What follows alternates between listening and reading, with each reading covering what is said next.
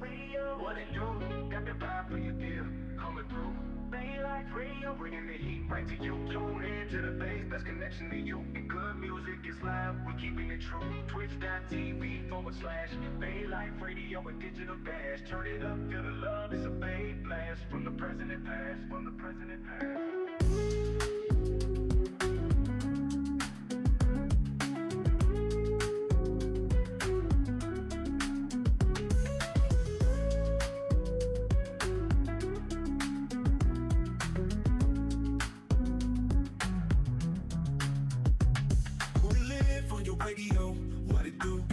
For your ear, coming through. Bay Life Radio, bringing the heat right to you.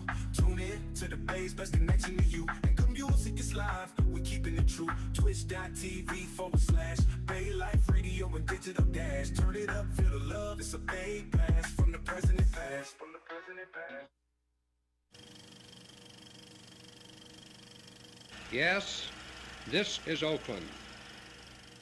Oakland is a city of beautiful homes and views.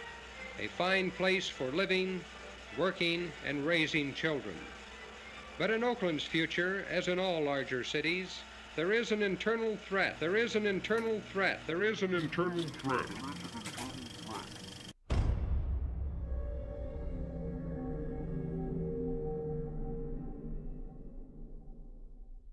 How did the Bay Area's housing crunch get this bad? People are talking about gentrification. Because they make a lot of money, they bid up housing prices. People have generally heard the term, but they're not quite familiar with what it exactly means. And so that has created a lot of increase in housing prices, as well as gentrification. Ah, yes, the G word. Our understandings of gentrification are quite confused.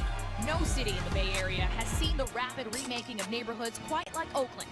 The term gentrification refers to processes by which higher income or higher status people relocate to or invest in low-income urban neighborhoods. Look below and you'll see streets lined with tents and RVs, the last resort for those who've been priced out. They inflate property values, displace low-income people, and fundamentally alter the culture and character of the neighborhood. The neighborhood. The neighborhood. The neighborhood. The neighborhood.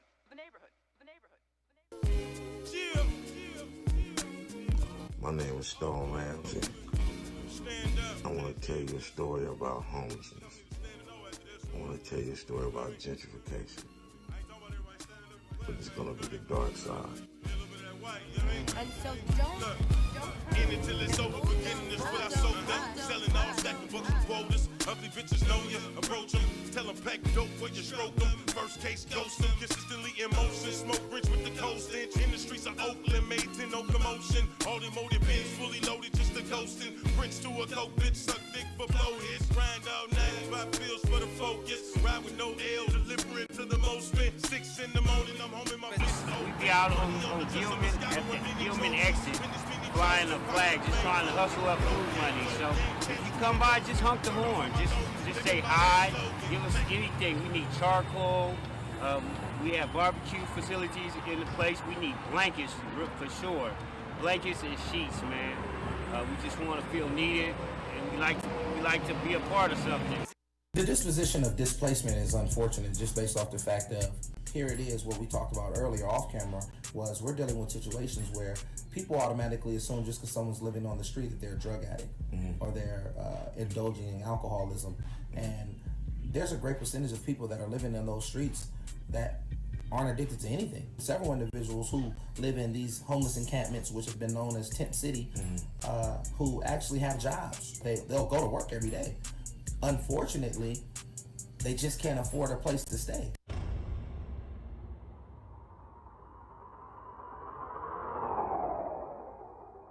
Oakland City Council took a step last night toward addressing the homeless crisis. Members approved a measure to move people from encampments into temporary shelters as they wait for permanent housing. Oakland Mayor Libby Schaaf joins us now, and I know, Mayor, that this is something that you were pushing hard for. This is an outdoor sort of navigation center. It will have these so-called tough shed shelters. You've got to be happy about this. We have to take action now. This is a very temporary measure, but it allows us to get people off of the sidewalk. Once we have picked an encampment and offered them the opportunity to move into the tough shed shelter, we will clear that sidewalk and we will keep it cleared. If you have a piece of crack cocaine, no bigger than this quarter that I'm holding in my hand, 1/4 of $1. We passed a law through the leadership of Senator Thurmond and myself and others, a law that says if you're caught with that, you go to jail for 5 years. No, I just laid out the bag. It's 2.06. 2.07 without the bag. How long is What's the thing about Hunter, your son? There's a video of him arguing with a cooker about how much crack he has. What do you think about that, Mr. President? Okay.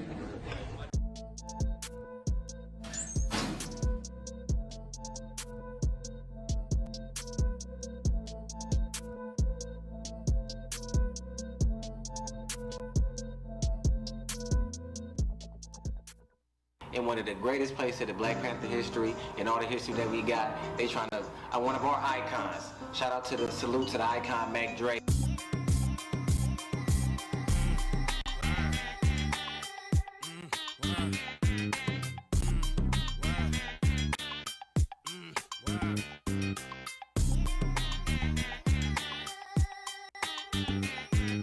Somebody paint him on the wall with blue eyes?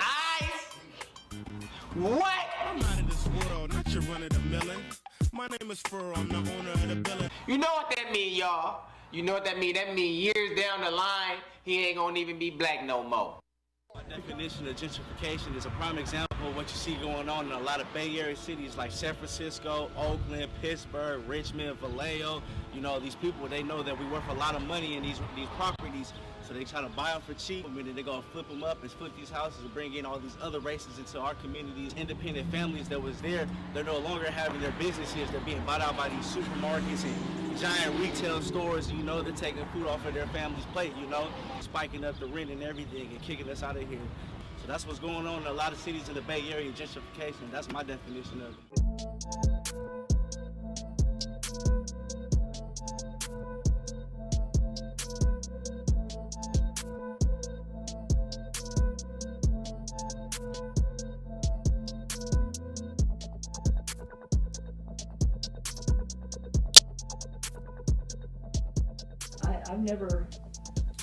I've heard of gentrification before, but I've never been in a place where it was happening until this. But it's just unbelievable how fast it can happen. The only black people left in San Francisco are in public housing. Let me get this straight so I won't lose this train of thought. So the gentrification that's happening in Oakland right now actually started here in San Francisco. Well, I think that's fair to say. Yeah, people who are renting, people who, you know, we had the highest, in the black community in San Francisco, we had the highest rate of home ownership of anywhere in San Francisco. San Francisco is really not a homeowner town. It's always been a rental town. But anyway, as far as home ownership is concerned, see, people came here to work at the shipyard, and during the war, they saved up their money. They lived up there in the barracks. They saved up their money. They bought a house.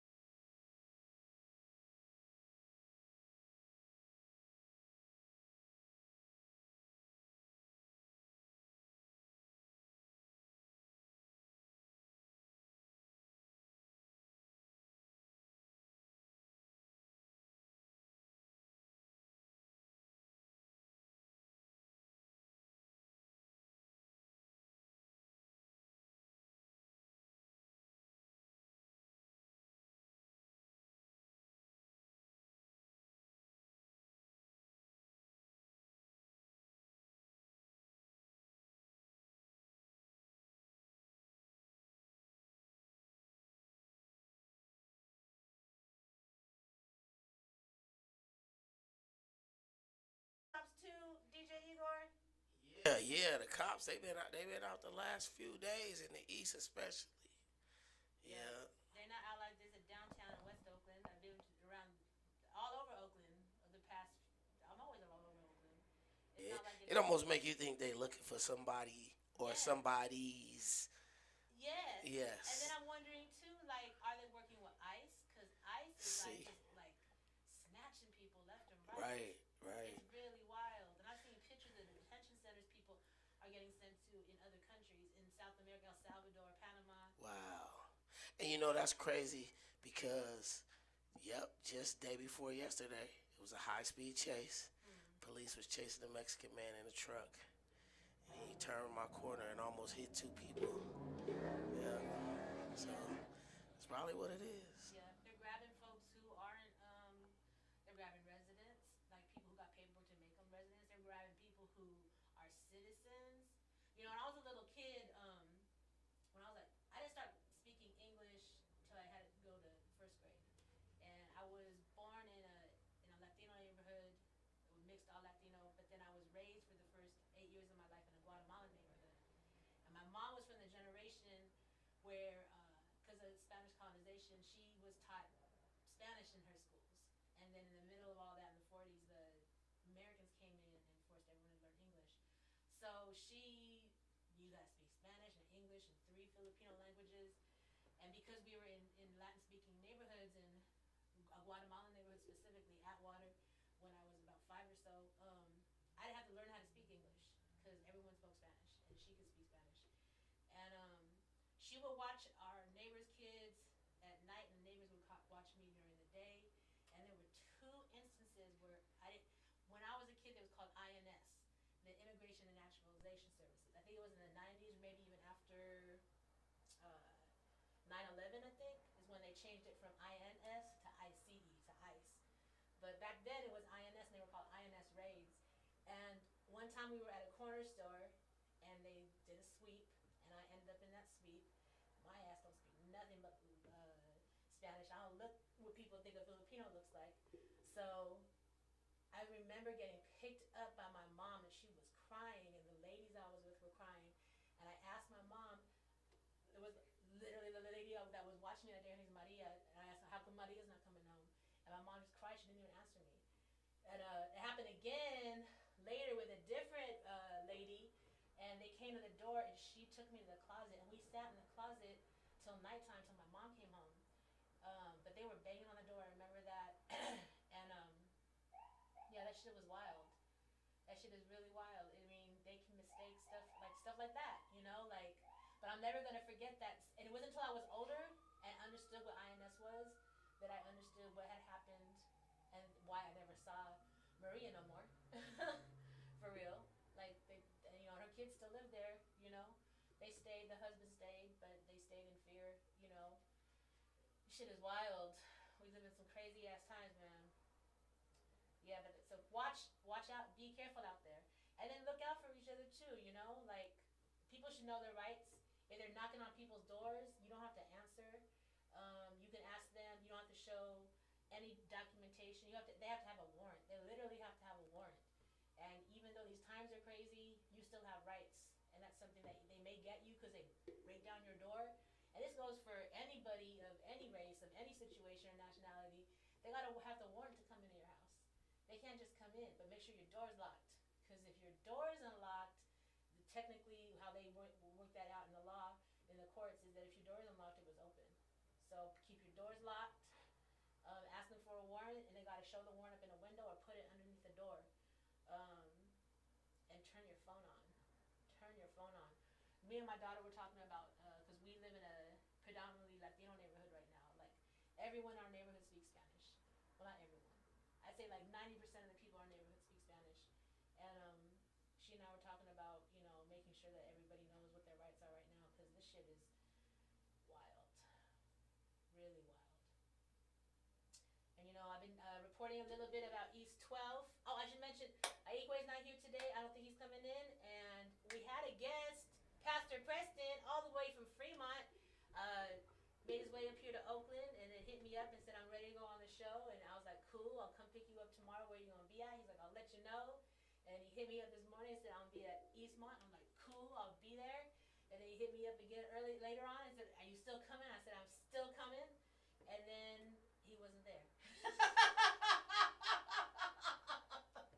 But we'll get Pastor on. He has a call of either Pastor Preston, and then Joyce was going to join us, but she decided. My daughter's a painter, and every opportunity she gets to paint, she does. And so she was on her way over here. She's like, "I'm gonna go paint because I was invited to." She's actually organizing the whole graffiti state areas. We got 3 graffiti zones this year. Usually only have 2. We're gonna have a 3rd one this year. So she didn't come, so I'm like, all right, and I was not prepared. I gotta admit, I was not prepared this week, but we're gonna wing it and make some good out of it. And as I've been like over the past few months, I've been talking about East 12th with y'all, and that's a community over, which one I'm talking about right now, East 12th between 14th and 19th Avenue, kind of in Funktown, before we get to the Dubs.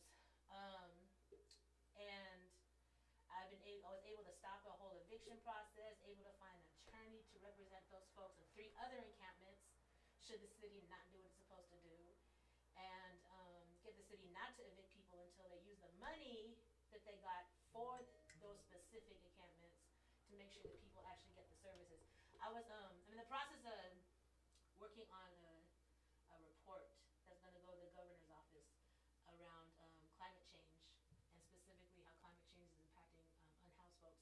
And I met with my research team today, and we were hashing some stuff out. And some of my team, actually most of my team, they're incredible researchers, but not all of them know about homelessness. So one of the things that we were talking about today was looking at like there's laws that seem to be supportive and laws that seem to be like outright just inhumane, absolutely just trying to destroy people. Oakland's laws are very supportive, and they became supportive with a lot of advocacy of people really like doing the work and doing some heavy lifting and winning over legislators and politicians to write legislation that would support Oakland's unhoused folks and actually end homelessness. And so when you compare, and what he was doing was comparing some of the laws in the different cities, and compared to the different cities, Oakland's looks so supportive, and all the other cities are just blatantly like telling you what they're going to do. And I said the difference is Oakland is lying. Oakland's laws are supportive. Oakland's laws are supportive. They have a great PR campaign that just like Libby Schaaf was, that the thing we were listening to earlier, the video. What was the name of that video again? The Dark Side of Gentrification. Yeah, I'm looking forward to checking that out. I've seen some ads on it, and lo and behold, DJ Igor's playing it. I'm like, that sounds very interesting. Yeah, I'm in it. I'm in it.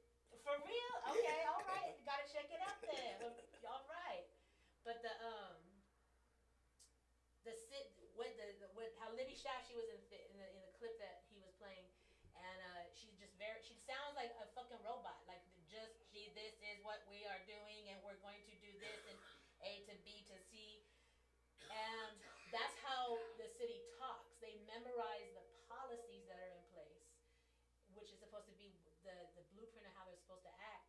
But what they're doing is exactly what all the cities that have these very inhumane laws are doing. And right now, Ken Houston from District 6 and Kevin Jenkins, who is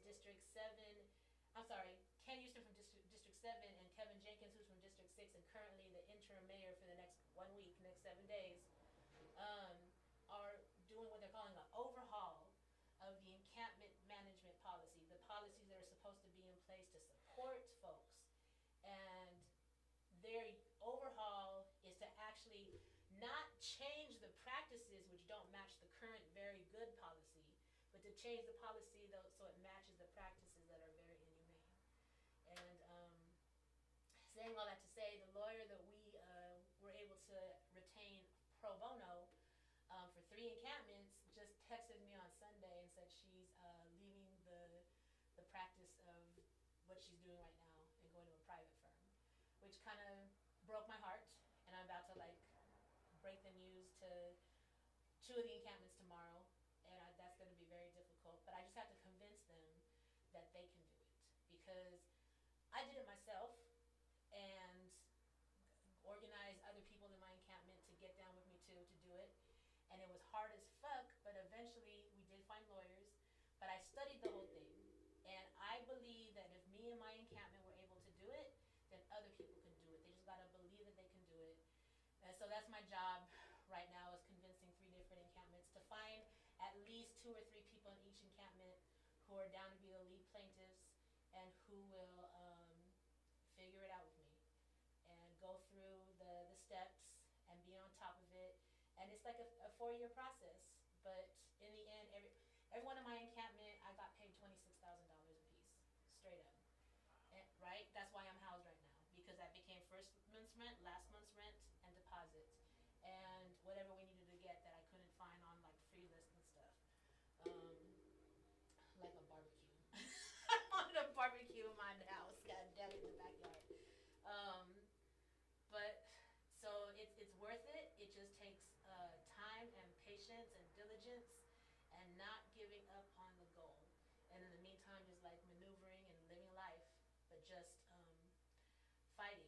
Because we changed laws in those lawsuits, and there's Supreme Court orders and a good judge that's attached to Oakland, and Oakland still messes up.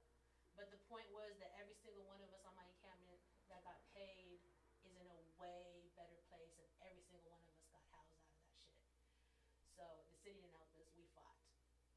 So I'm hoping to inspire the folks in Funktown and a couple of the encampments in the Dubs to ride with me through this and not rely on a lawyer.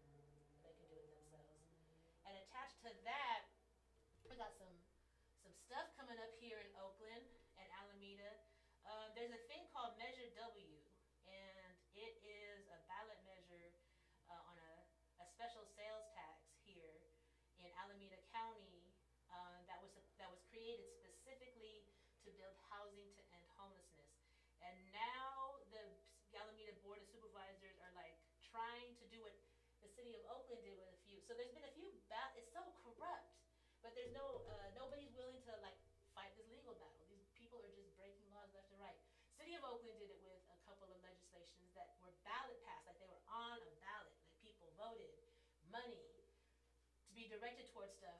And the city of Oakland, I don't know how many years ago, was an entirely different council and mayor that we have now, decided that they weren't going to use that money for that, for the reason of the voters. And that's illegal. That's literally illegal. But no civil rights attorney stepped up to challenge them. No activists really had the capacity to challenge them. And now Alameda County is doing the same thing with money that's specifically for ending homelessness by building permanent housing throughout Alameda County.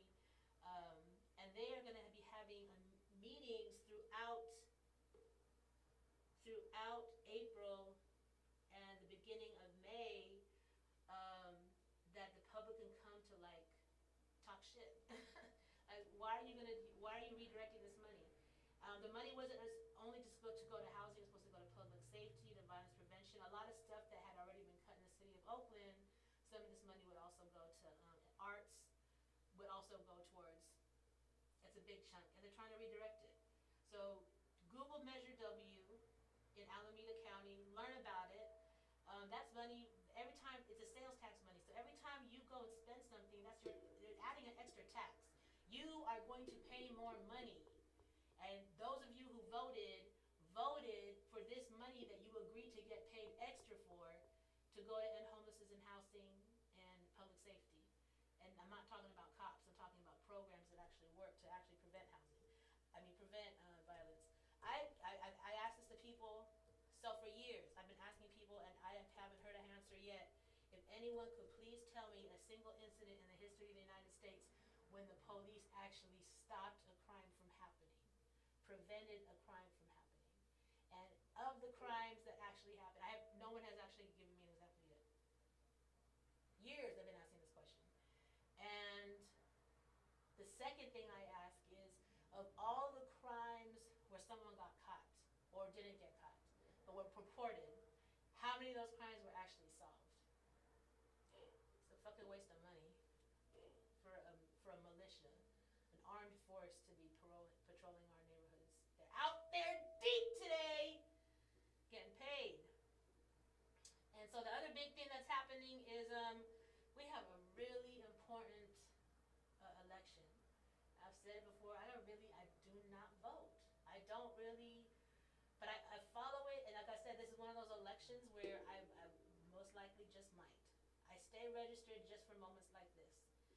There's a lot at stake. This is a very important election between the mayor, the two candidates that are that are community based. Lauren Taylor, we've talked about them before, and Barbara Lee. You know, I really think people should be supporting for Barbara Lee because she has integrity. She's about community. She's brought in, when she was a congresswoman for more than 20 years, she brought billions of dollars to Alameda, and to Oakland she brought millions in Alameda County. And within that, millions she brought to Oakland for deeply affordable housing to get people off the streets, for affordable housing for just regular working class people who aren't homeless yet, for arts, for public safety, for infrastructure, millions of dollars over a 30-year period. Like, she really has invested in Oakland, and she understands what's happening. Lauren, on the other hand, he's super corporate, and he's not much different than Shane Tao. He's not much different from the establishment, although it feels like everything he's running on is trying to say that he's different from the establishment and that Barbara Lee is not. She's been a minority in the establishment for 30 years. That's what I'm saying. She has proved over and over again, like, she's not with their shit. And she's really trying to do something from the inside, and I really don't think we can change this or reform the system the way we need to. We just need to start over, which we're gonna get into some examples of that have happened right here in Oakland. More of my style of stuff. But in the meantime, to keep a fucking boot off of our neck, pay attention to what's happening locally. And then for District 2, we have a whole bunch of people who are just gonna be trash. Not just for District 2, but for the rest of Oakland, because they'll be voting for the rest of Oakland.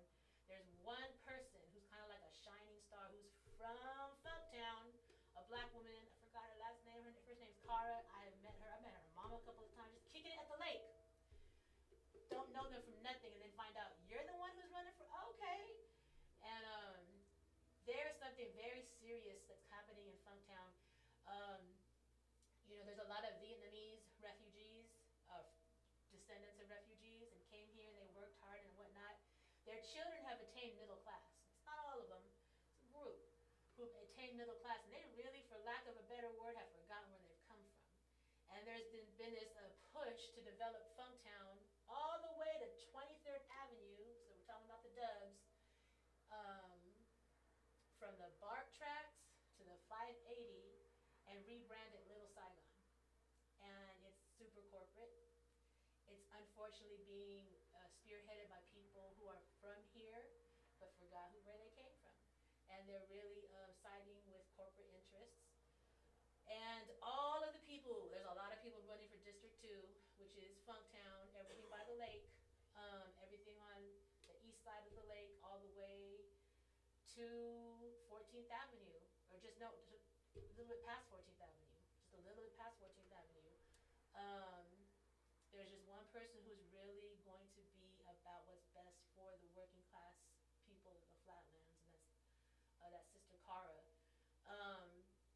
If any of the other, and that's the crazy thing, is this development has been happening, it's already well underway. It's really infected the culture of the community that is Funktown, which was black folks, there's so many Native American folks there, Cambodians, Filipinos, Croatians, Eritreans, Lao, Vietnamese, Thai, Mien, Cambodian. None of those communities were talked to about this. And the folks who are pushing it, like, there's a lot of old Vietnamese folks, middle-aged Vietnamese folks who are homeless in Funktown. And these Vietnamese folks who are pushing for Little Saigon have been instrumental in dismantling the encampments that their aunties and uncles are living in and not giving a fuck. And if this pushes forward, that means that Dubs is going to start becoming a Little Saigon. And trust that they haven't talked to the people in the neighborhoods where it started from, they're not going to talk to the people in the neighborhoods it's going to. So, pay attention, because this stuff is really happening. It's going to affect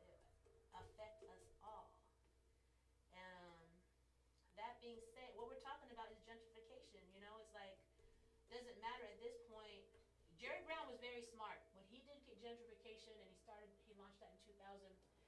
You know, the gentrification that happened here was different than what we saw, like in LA or Pasadena, where I went to high school, or San Francisco, where it was very blatantly white people who were gentrifying. Here in Oakland, Jerry Brown was very smart with what he did, and he brought the bourgeois, the upper class Latinos and blacks and Asians here. So when that wave of gentrification came, it wasn't as blatant to many of us.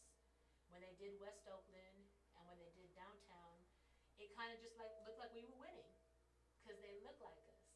But they have a different set of values and a bias against people who don't have a whole lot of money. And that's the phase that we're in right now with what's happening with this next wave of gentrification. And it's been happening where the people who are changing Oakland look like us, sound like us, but they don't have working class values or understanding, you know. And so that being said, I want to jump into something that's near and dear to my heart, which is 510 Day. It's coming up. It's around the corner. As of tomorrow, we have, I guess, 30 days till. I just realized I didn't even have the fucking microphone on me the whole time. Oh, so you were picking me up? Thank God, because I just realized I was talking with no microphone. Ooh-wee. Sorry about that. I hope y'all caught that, but okay. So we're going to check out, I'm going to show you the first year. Let me tell you a little bit about how 510 Day started. It started because of 415 Day. And the folks that and there's a lot of people that were involved with 415 Day. The folks I knew, Equipto, the rapper from Frisco, Patty Barasa, who's an educator and a badass community organizer in the Mission. Nancy Pili, she's a visual artist, graffiti artist, also an organizer, also in the Mission. There was a lot of folks from the Mission and from Fillmore, and who came together and created 415 Day. And I learned about 415 Day because Patty gave me a call and said, we're doing 415 Day, and it's, we're trying to just get everyone together because they're messing up Dolores Park. 415 Day started in Dolores Park. And they said, can you come and feed the people? Can you just cook a bunch of lumpia and pass it out? I said, of course. I'm hella down to do that. And so the idea was to take over Dolores Park because just like Lake Merritt was getting very contested with gentrifiers coming and taking over that space and wanting to regulate and police the people who have been going there all their lives, brown people in Dolores Park, black and brown people in Lake Merritt, they're like, we're going to show up on the day of our area code, and we just going to do what we do, and we're not going to get a permit, and we just going to be hella bold about it. And that's how 415 started. And I came and I brought food. I was like, this is hella beautiful. It was so organic, and because it was like a lot of the artists and the organizer community that was out there. There was just natural, it was just beautiful. And I was like, hey, would you guys be mad if we did a 510 Day? And they were like, oh, hell no. And then we talked about we need to do a 41510 Day. We need to do stuff all year round. So all of that is still on the table. And, yeah. And so I came back from 415 Day, and I used to go to Stomar Bar a lot. I sold there a lot. That's one of my kicking spots. Shout out to the Ramos family because they ran that spot. And I was there. I think I might have been working, who knows, or I just might have been kicking it. And I saw my folks, Jordan Warren and Leon Dina Sykes. And I just was like, oh, my God, I just came from this awesome event. And told them about 415 Day. They're like, that sounds dope. I'm like, we should do it here. They're like, yeah, we should do it here. I'm like, let's do it. They're like, let's do it. And that's how it started. And we all just called our different circles of friends. We had some overlap, and then we had some parts of our community that didn't overlap. And the first 3 years was a potluck. We just had a really big potluck. And so I want to show a video that was taken of the very first 510 Day, which happened in 2016. And I want to do some math for people because some folks are like missing the math on it. They're like, if it started in 2016, it's 2025, it's only 9 years. You're forgetting a very important concept of math, which is the zero. So if you're doing math trying to compare the 5 and the 6 and the 5 and the last digits, but you're forgetting that there's a 0 in the middle of it, that's why you're not getting to the number 10. So let me show you. 2016 is the first year. 2017 is the second year. Third year, 2018, 2019, 2020, 21, 22, 23, 24, and we're at 25. 10 years, y'all. So let's go watch this video, DJ Igor, of year 1, when it was a potluck.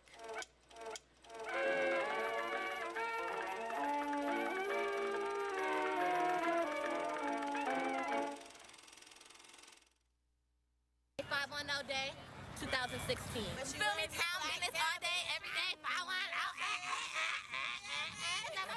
510. Taking care of business, woman, can't you see? I gotta make it for you, and I gotta make it for me. Lexans Productions.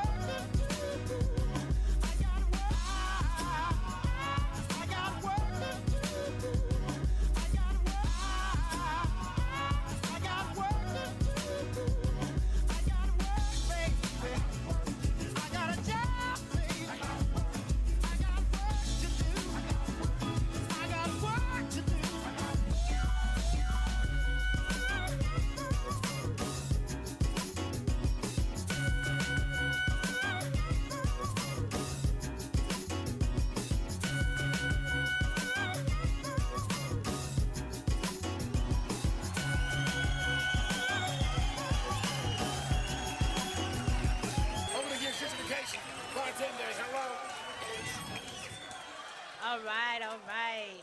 So like you see, it was just a kicking session for the first 3 years. Really the first 2 years, 2016, 2017. 2018, it hadn't become as big as it is yet now. It was still very mellow. Sound systems would just show up, instruments. There were ciphers everywhere. Everyone brought food and shared it with each other. It was hella beautiful. And what led up to 510 is one of the impacts of gentrification, which was these new folks, mostly white, moving into Oakland, being really hostile towards the folks who are from here, like in really dangerous ways, in really foul ways, in really dangerous. That's the thing. Calling cops on black men for no reason at all, over and over again. Calling the cops on drummers. From the 10-year-old drummer, he's older now, he's in his teens now, but little 10-year-old drummer, he used to be right there on MacArthur and Grand Avenue. They called the cops on him. That's drummer Aaron. He is bad. That's my friend, drummer Aaron. He is bad, man. They called the cops on him when he was 10. And if you heard that, brother, you know that he just is gifted. How do you call the cops on a 10-year-old out there trying to just play his drum? And so that happened. Samba Funk. The Samba Funk family, they was out at Lake Merritt. It was a full moon, so they was out there just drumming at the full moon, and the cops got called on them in the middle of the night. They got detained. They were detained for hours for drumming. And drumming at the lake is like part of Oakland. They were drumming at Ashby Flea Market. Drumming, when I was younger, people be drumming on Telegraph. You know, it's like the drum is so central. Whether you know what I'm saying? All of our cultures got drums, but that African drum, that is so Oakland. And you got the native drums. You got the danza aztecas with the feathers and the dancing. You know, you got the Korean drummers. Those Korean drummers are bad. I don't know. Have you seen Korean drummers? Right? That shit is bad. We got Korean drum crews here in Oakland, in East Oakland. Like, come on now. So this year for 510 Day, it's on a Saturday.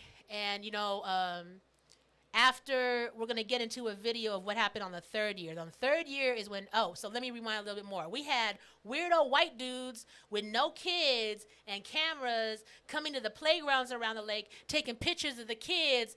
Where's your kid? And how come you're not asking parents if you can take pictures of their kids? And them getting real defensive and trying to, like, you know, scuttle off when they were getting approached. Like creepy stuff, right? There was this one guy, he was jogging. There was a guy who used to stay over under the dome. He had been there for years. Forgot the brother's name. He was unhoused.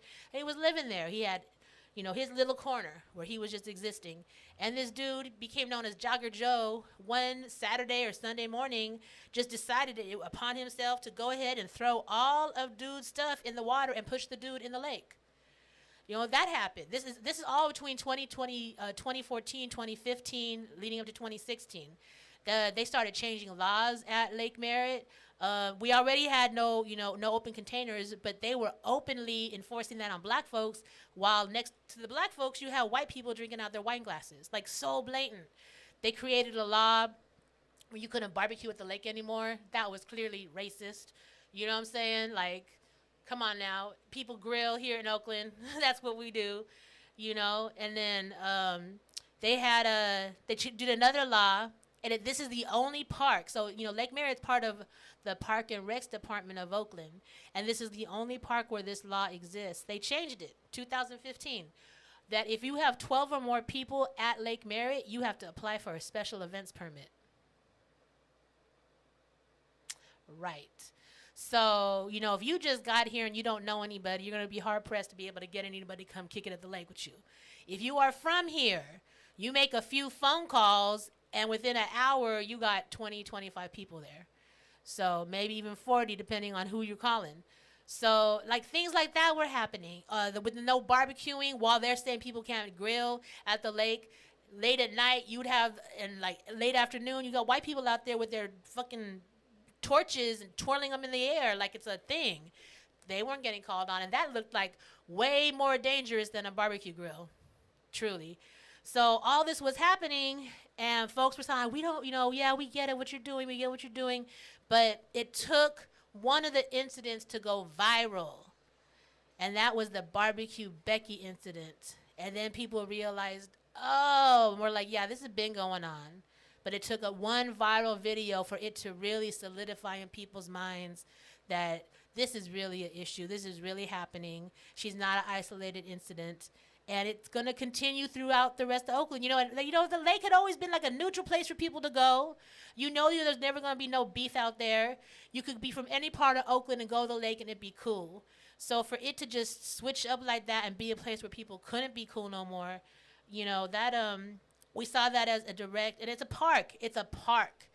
It's not like a residential neighborhood. Even though people live there, they shouldn't have moved there if they didn't want to live by a park where there's so much activity, you know. And then I had been vending. I started vending over at Lake Merritt like about 15 years ago. I used to be across the street from the Cleveland Cascade Stairs. I didn't have a big old booth like I do now. I actually had a little push cart. And I sold my lumpia out of a push cart, and I had a fly minivan that was all graffitied out, and that was my mobile bookstore, Black and Brown Books for Black and Brown Babies. And I had my little mobile bookstore, I had my jewelry, and I had my lumpia cart. And I stopped doing all that, and I got probably like in 2015 or 16, I upgraded to just doing the lumpia with a canopy, like a vendor setup with like they call it a catering setup or a festival setup. And I actually stopped going there during COVID because I was spooked. I got COVID before they announced COVID. So then when they announced COVID, I'm like, I ain't fucking with none of this. So I stopped going to the lake in 2020 to sell. and then came back, and I'm still out there, but I'm not at the Cleveland Cascade. I'm over at where the drum circle is.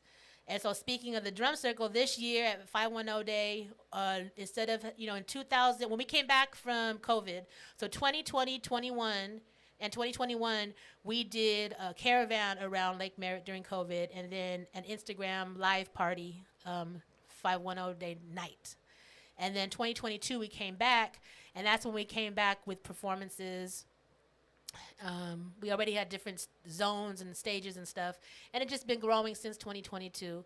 But this, our 10th year, we bringing it all the way back to the dance party days.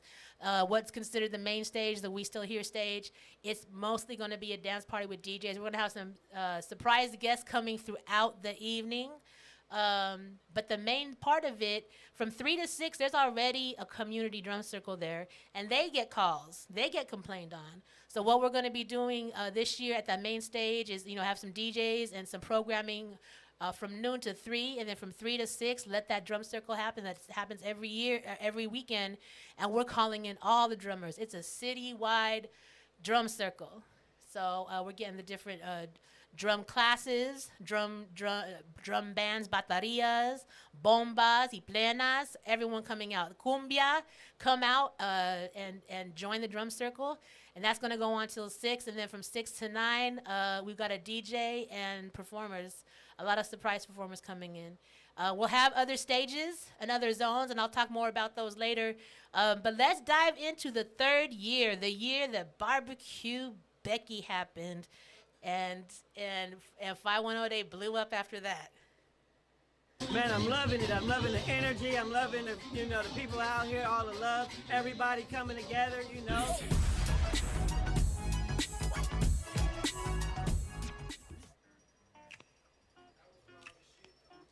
She was crazy. That was so crazy. Like, she was really on him. Fuck.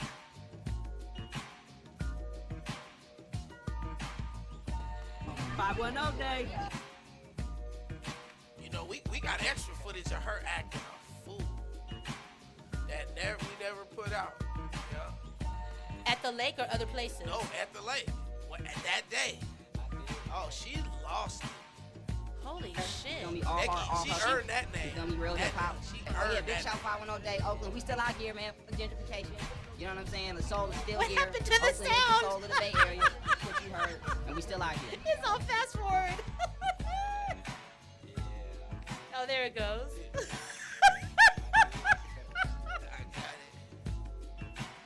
Oh my God. Well, David needs about to break it down. She was part of a whole movement. Right. Yep. She's part of a larger campaign. There you go. Yep. It wasn't a random person. She's somebody who, if you go onto any of the alt-right marches or the neo-Nazi things that they had up at Berkeley, she's been a part of that. That's where when I saw the video, I was like, she looks familiar. And then somebody else, a lawyer out here said, that's who that is. So she's somebody who has been around, and their little campaign is to call the police, over any little thing, and, basically use the police as a tool of disruption for people of color, If I look at that larger campaign, they'll do it for Latinos. If you recall, that same group that I think she's connected to came up to the cafe in the Fruitvale, and they started chanting "Call ICE." If you're Arab or Muslim, they calling up talking about they think you're doing terroristic stuff. So that sets off a whole process where you get surveilled. People show up at your mosque and everything. And obviously with black folks, as we saw here, you got that lady in the building over there. She called up before people even got here. You see what I'm saying? But they had already circulated a flyer about 2 weeks ago telling people to do that with instructions on what to say and what have you. So people need to know that and stay alert. And when people file a false report, which is what I'm talking to some of these folks about, you follow up and you take the appropriate action, either a lawsuit or you press charges, because that's a waste of my money. That's a misappropriation of my funds, and I pay a lot of taxes here. That's something that's happened all around the country. So call the police if you see them out of place. And this is something that goes all the way back you know, during Jim Crow eras. You know, so that's a hard back. You know, he looked at the woman, so called the police. So that's all this is just a revisiting of an old tactic that's been around for a long time. What I would say, as we saw in the case here, this is when your allies got to step up. You know, this is where your white allies, you know, folks who are racial justice minded, they need to step up and film and be witnesses. And you know, like the person there, they had people that was like, oh, I got this, let me handle that, and that's what diffused that. You know, because the cop was talking to this one white lady, but then you had somebody else that's like, nah, that didn't happen, and I got receipts. Based on the fact the cops already been called before they even started the music, it's gonna be interesting. We're here to support and make sure they know. You saw the video of the woman sweating her barbecue. How was you think about that? Trust me, the same way everybody else felt violated. She might show it. Let's see if she shows up today, though. I want to Instagram. Let her show up today, though. She waited. She wasn't ready for the complaint. Yeah, that just happened. 5-10 Day, we've been doing this our 3rd year. So we've been doing this for a minute. But that shows the reason why we need to be out here. They called the police on us earlier. The police came here talking about the music was playing. We literally just started playing music 10 minutes ago. This happened about an hour and a half ago. They came saying that there was complaints about microphone talk, all this stuff. We ain't had nothing playing. So, you know, it all coincides because it happens on the regular. They're calling the police on us. They're criminalizing us for being black, for being brown, for being at the lake. And that's why we're here. That's why it's essential. It's the central spot. You know what I'm saying? We from here. I'm from the lake. You know what I'm saying? I'm a Lakeshore motherfucker through and through. You know, so that we here to show them. When I say them, I'm speaking of everybody who's anti the culture of Oakland. The culture of Oakland is black and brown folks. You know, so that's what it is. I brush it off and keep doing what I'm doing, you know what I'm saying? I was born and raised here. I'm gonna continue to live here. And if they don't live my life, you know, they can go back to where they came from. That's my buddy's wife that was with me. Yeah, that's my buddy's wife. And she did a good job on the video. I give a big shout out to her. You know what I'm saying? Because, like I said, I didn't expect it to go this big. I mean, it warms my heart to see how much support, from just the Oaklanders themselves, you know, people from other states. I was surprised when my dad called me and told me he seen the interview on the news.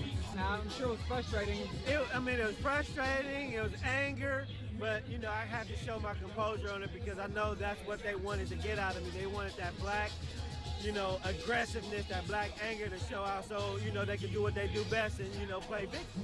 Any other shout out you want to give? Man, I just want to give out a big shout out to the whole town of Oakland, man. Keep doing what you're doing. I'm not leaving Oakland. I would give a big shout out to all street looks, Oakland Bay area. Y'all keep it live, keep it doing what you're doing. I appreciate you guys.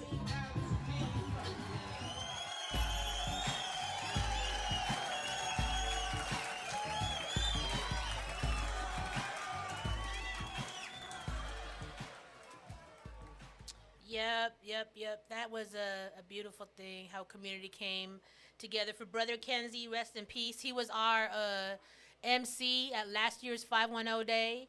But he and the brother you guys just seen right there, I forgot his name. I was friends with Kenzie, but I forgot his partner's name.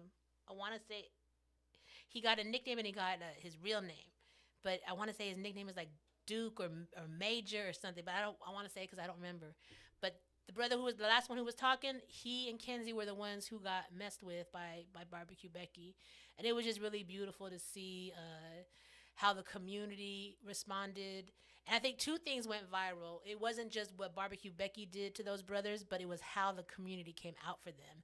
That was a second piece that went viral. People were like, they out there doing the electric slide to protest gentrification. We out there with sound systems to be like, you don't want us here, we're going to get louder. And that's the whole thing with 510 Day. You know, when we were watching the video, DJ Igor was saying it's really, we got to have these conversations about this because 510 Day is so popular.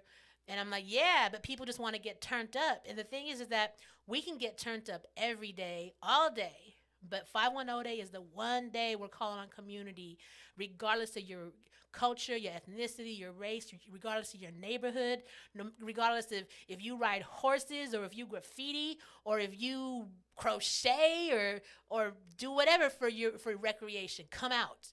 Come out for one cause that unifies all of us. Fuck gentrification. You can't get rid of us. We ain't gonna go with that fight. And the thing is if we continue on this, if we celebrate 510 Day and decide that we don't want to have anything political attached to it, why do we have to be political? Then you're doing exactly what they want you to do. They want to experience and enjoy our culture, our swag, our flavor. They don't want to deal with us. And so 510 Day, just like 415 Day, is about you got to deal with us too. You don't get to eat our tacos and our mac and cheese and our lumpia. You don't get to bump our music and rock our styles and not be able to deal with who we are as humans. So that's what 510 Day is about, and that's why it has to be political. That's why it has to be something that we don't forget why we're celebrating our culture. We're celebrating our cultures because they're trying to erase it. And we have to speak on that, because when you speak on it, it makes it a slower process and it gives you an opportunity to fight back. And, you know, from the jump, 510 Day wasn't supposed to be just a day. Like I said, when I was talking to Patty and Equipto over at 415 Day, we're like 415 Day, 41510 Day, right? We could get together and do events throughout the year that link 510 Day to not just a day, but like an actual year-long movement or building of community and coming up with our solutions and being stronger and taking care of each other. That's a big part of Oakland's culture that's getting erased. Us taking care of each other and building something for ourselves. It's what we've built for ourselves has become dismantled, or it's becoming co-opted, commodified. When I first came to Oakland, you know, I'm from LA, and everything there is bling city. Everything there is about how much do you make and who do you know. And so a lot of people out there front, because that's like the standard, like, you know, like money and wealth and access and proximity to power and money and wealth is a big thing in Los Angeles. Even though so many of us are working class down there, we working our asses off to be like our oppressor.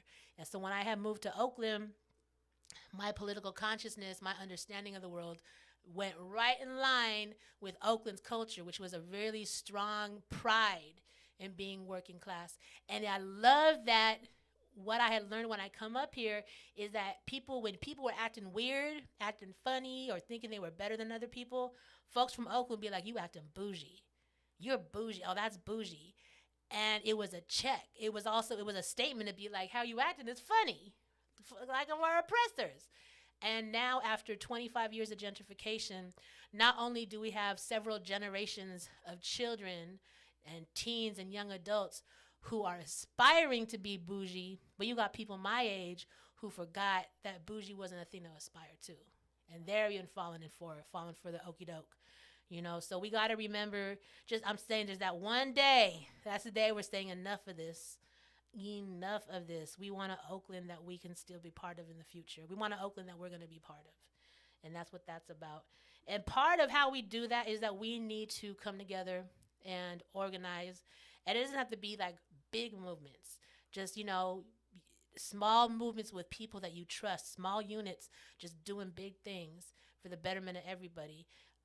We all have history of self-determination, of us making something out of nothing, of us doing what we need to do to make our lives better, not just for ourselves, but for future generations. And I want us to check out a few things that happened here in Oakland, California, that were really powerful and beautiful things. The first thing I want to show, these are a bunch of youngsters. They're not youngsters anymore, but at the time when this video was made, what was it now, 15 years ago, they was youngsters. And most of them were unhoused. A lot of them had come in and out of prison and didn't have a place to come to. But Oscar Grant Plaza, also known as Franco Gawa Plaza, that has always been a place where people coming back from Santa Rita or San Quentin or getting released from the foster system or the juvenile system. Since I've been living here in Oakland, folks would go to that plaza to kind of tap back in if they didn't have nowhere else to go, and kind of figure it out from there. And so a lot of these youngsters that you see in this video that we're gonna watch, that was their reality. Some of them were not unhoused. Some of them were just, you know, they was out there and people just, synergy brought people together.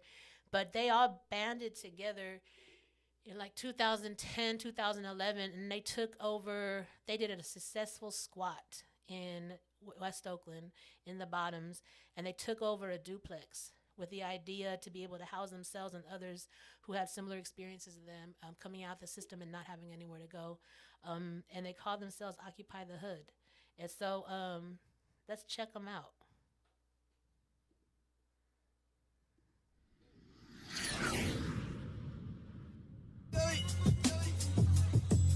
Yeah. West Oakland, East Oakland, North Oakland, man. Stand up and man up, man. Ice City, I definitely see and respect y'all. Yeah. Hey. How real is this? Look. Alright. I'm from West Oakland, California. East Bay, where they tote 40s with 30s. Believe me, we spray. Don't really listen to the preacher sometimes, cause he's fake. But we give praise to God like every day. I believe that he can save us. These Europeans hate us. No matter how hard they try, they can't break us. See, it's scary where I'm from. Every day is going down. Nigga, Acorn, Lower Bottom, Ghost Town, Dogtown, Killer 20s. It gets real. OPD, ambulance, people getting killed. Some of them, they think they MA. I'm Felix Mitchell. It be real, man. We in this shit called Occupy the Hood.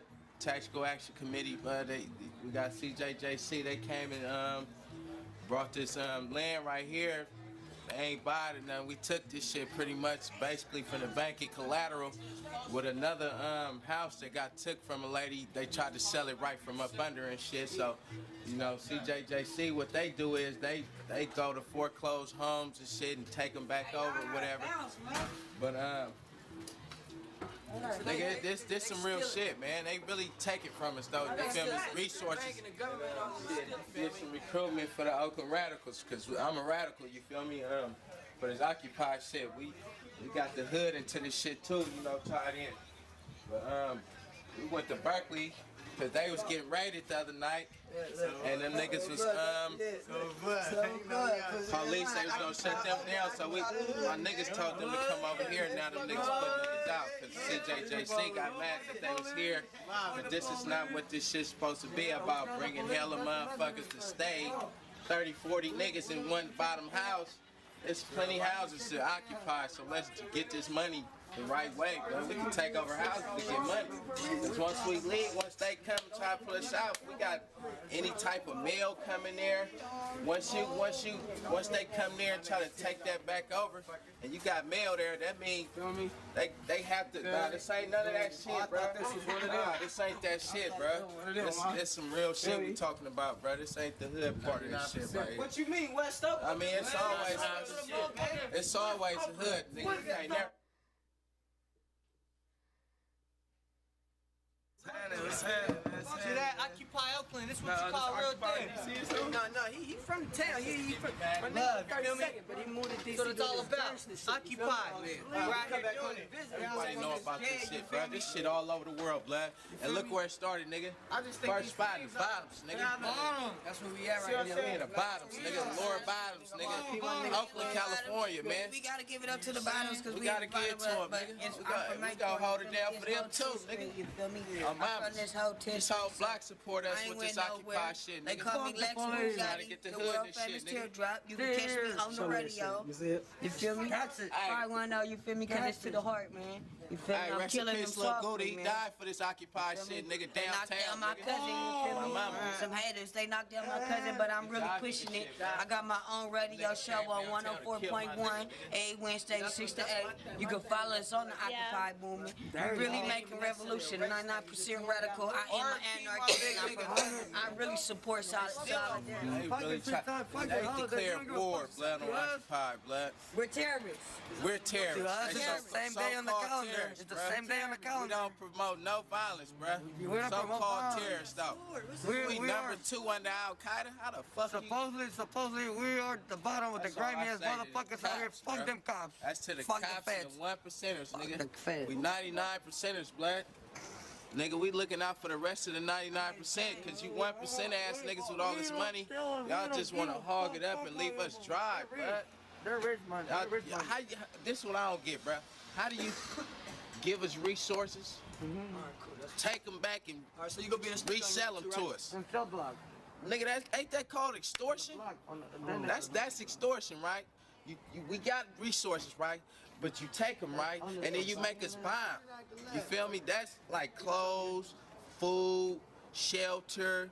You know what I'm saying? That's the main essentials we need. Clothes, food, and shelter. That's the main 3 essentials. You know what I'm saying? And then not only that, you got health we gotta pay for. Come on, my nigga. This motherfucker's dying, getting shot every night, but we gotta nigga go to Highland and get fucked off even more, cause them niggas don't even know what they doing. And then we gotta pay for it, and then we gotta pay for a casket if we die. I got my jaw wired at the Occupy. I got 5 teeth knocked out. Then when you're dead, you still owe them motherfucking money. I'm really occupied. I don't even buy no casket for me if I fall, nigga. I'm up in Texas. Build me a wooden casket, nigga. I'm fresh out the pen. I'm changing for a reason. I'm not just changing for myself. I'm changing for all people. It don't matter if you black, no matter if you white. I'm Puerto Rican. I look black. But I'm changing for everybody. This is a worldwide movement. You feel me? And there's a lot of people that can't be here. You feel me? Like if my cousin was here, he'd be doing this movement. Because he was really pushing this movement real hard. So I'm doing it for him. That's crazy how we got really rocking. Watch out for that Occupy mixtape jump off about to come too, nigga. They sleeping on me, ENT, Vlad, I'm telling you. They sleeping on me, dog. Thanks to the motherfucking White House and the sleeping on me. What's up, world? My name is Pendarvis Harshaw. I'm a journalist, Oakland, California, raised man, a Howard University graduate. I happen to be a resident of downtown Oakland, California, also a worker in downtown Oakland, California, also a partier in downtown Oakland, California, which means that during that month of Occupy October, I saw everything happen. You know, a lot of this, a lot of that, just in the midst of me going to work, coming from work. That Bloody Tuesday, if you want to call it that, seeing the helicopters overhead, coming from work, let me know that something was happening down here. As soon as I get down here, you can tell there was something that I just wanted to capture. So me, I keep my camera on me at all times. Captured a lot of the tear gas, a lot of the mass gatherings of people, a lot of the back and forth between the police and the citizens. And it was just interesting seeing people, the police representing the 1%, but yet members of the 99%. And people trying to reason with them, saying, you know, you're with us, you should be on our side too. And it almost seemed like at one point, like the police were just gonna put their guns down and just step to that side. And it was wild to see, you know, the back and forth, and then people just really confronting capitalism one-on-one. Yeah, the biggest things that stand out in my mind are the helicopters that loomed overhead for maybe 10 days straight, and the evening of Tuesday night and the evening of Thursday night. I don't remember the dates in October, but it was the Tuesday that the first police raid happened, and that started 5 in the morning, and it lasted until the mass gatherings, riots, if you want to call it that, of later on that evening when the sun set. And then the Thursday night shooting of the gentleman on 14th and Broadway, that was wild, just because I remember being in the classroom. I'm a teacher. Ended the class lesson, opened the computer, checked Twitter, saw that somebody had been shot in downtown Oakland. I hop on my bike, ride downtown, and it happens to be somebody that I went to middle school with. And it was like, wow, that's it hits home, you know? It's more than just something that's happening nationwide. This is something that's happening right here in my community. Hyper-local is the word, hyper-local reporting. So I'm on Twitter doing hyper-local reporting. Really just talking about what's going on in my neighborhood. You know, more or less complaining about it. Like, man, I wish these damn helicopters would leave. Yeah, so that was in a succinct form. That was my synopsis of the Occupy movement from my eyes. Yeah, and I just spent my time documenting as I saw it. You know, I didn't really want to delve into it. I know I wouldn't do any major reporting on it. I just wanted to at least put it in the time capsule, document it as easily as I could in a mundane sense. Yeah. Any positive words for anybody out occupying Oakland right now? Occupy, as you first saw it, has morphed, if you will. It's really started as something that happened on 14th and Broadway, and then also at Snow Park over here in Oakland. And through the events that transpired through October, camp shifted up and down through Berkeley and everything. So now you see people occupying foreclosed houses. And if I could say any words to them, to the people that are fighting that fight, to the people that are interested in it, make sure you choose a fight worth fighting. You know, if you're gonna swing, make sure you connect. That type of thing. There's a lot of potential in it. At the same time, there's a lot of vagueness to what's going on with the occupation, because occupation is a tactic. If occupation is a tactic, then what is the result? What are people looking to come of this? So make sure you're fighting a fight worth fighting. How can people get in contact with you to learn more about what you do or to see some of the documentation you've taken with Occupy Oakland? All right, at this period, man, best way to get through to me is at Twitter. Best way to get through to me is at Twitter. You can hit me at OGPen, @OGPENN on the Twitter, and that's OGPen.com as well. Really, I'm working on a project where I document elders in the community. It's called OG Told Me, and it's really about bridging that gap between the youngsters and the elders. So that's what my focus is right now with my whole journalism craft, and tying that into the education world. You know, new media and education need to meet, so that's where I focus a lot of my energy. But at the same time, I document everything that goes on with the city. Man, I'm a resident as well as a journalist and a sculptor of this city. I can't just be a thermometer. I gotta be a thermostat. You know, gotta really change the environment too. So yeah, appreciate you, bro. Mecca, much respect. Appreciate you, man.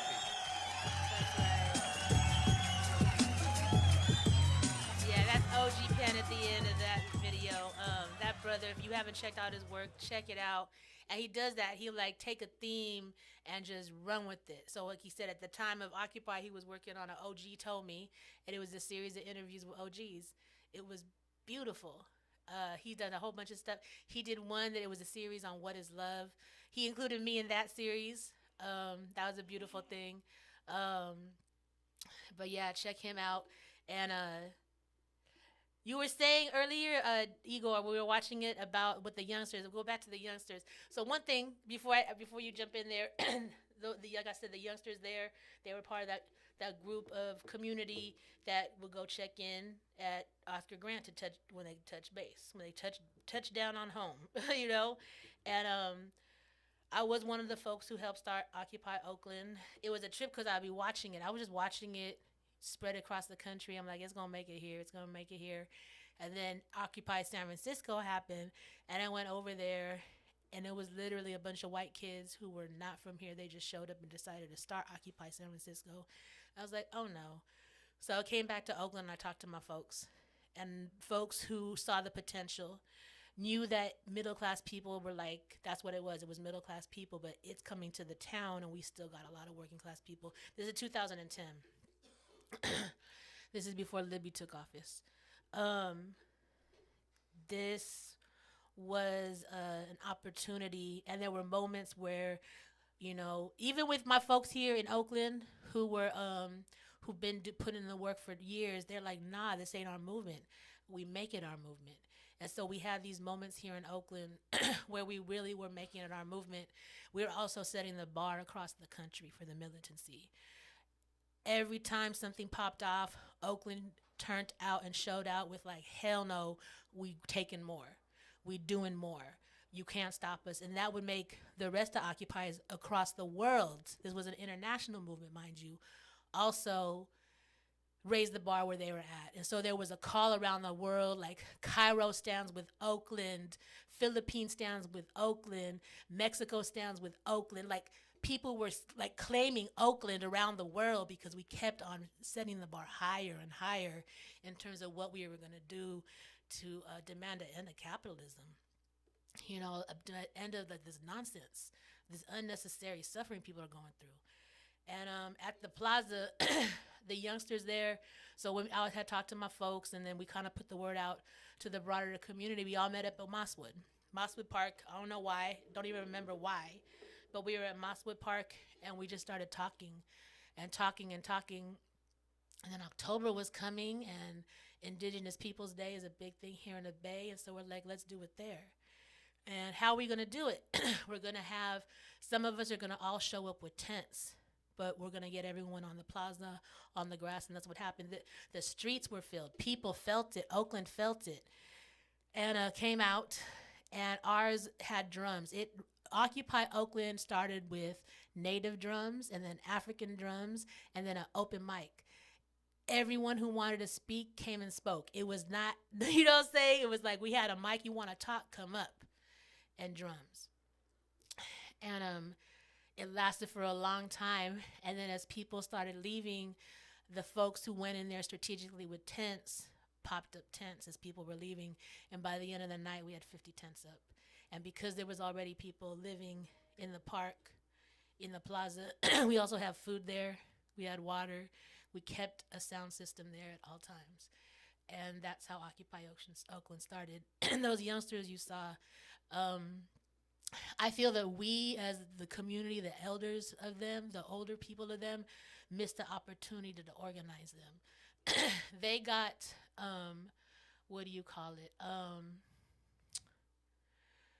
the white people reached them first and impacted their ideology. Primarily because the white people had resources and drugs. For real. More so than we did. You know, and a whole bunch of promises that, you know. Anywho, I'd like to say that for the young people who fell for that okie dokie, first of all, their consciousness was so significantly changed by Occupy. It was amazing. I always say there's a fine line between being homeless and doing direct action, and that was an epitome of one of those moments. And those youngsters were trying to survive, but they were trying to do something bigger than just for themselves. And I'm happy to say, so, you know, I still stay in touch with a few of the folks who I've been able to stay in touch with over the years who are still here in Oakland. And a few of them, what do? There's a place in West Oakland, it's not there anymore. I'm sharing these things to be like, this is like what we need. I don't vote. I do shit like this because it works. And some of it I do it publicly to make a point, but most of the time I'm doing it quietly. And that's something we all can do. Just fucking do it. Fucking do it. Do it with like 5 people. Do it. Talk to me. You got the number, 510-563-7819. You can follow me. You see where I pop up and do my business. Man, you want to learn how to do this? It's real easy. You just got to want to do it. Like the folks at East 12. They got all the cards on their side. They just got to want it. You know? So let's watch Quilombo. This is what happened to a lot of young people. They created this and it grew even bigger. Quilombo was a freedom space that eventually had an African town garden next to it. More liberated space that was used so well and then misused. And that's my official word on it. It was misused and it was taken. But this is Quilombo in its heyday. It was there for more than 10 years. But this is Quilombo in its heyday.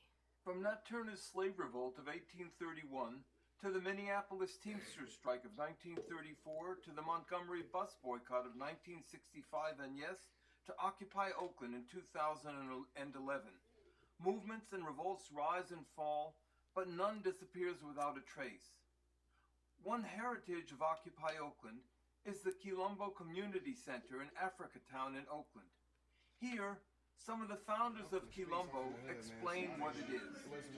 It wasn't really a lot that was influencing me to like be a part of any type of political scene. So like it took events in Oakland like Occupy Oakland, you know, for me personally to like be more politicized and more like, you know, open about like making change for my people and actually fighting the system and actually like knowing that like I need to be doing something in my lifetime to make a difference.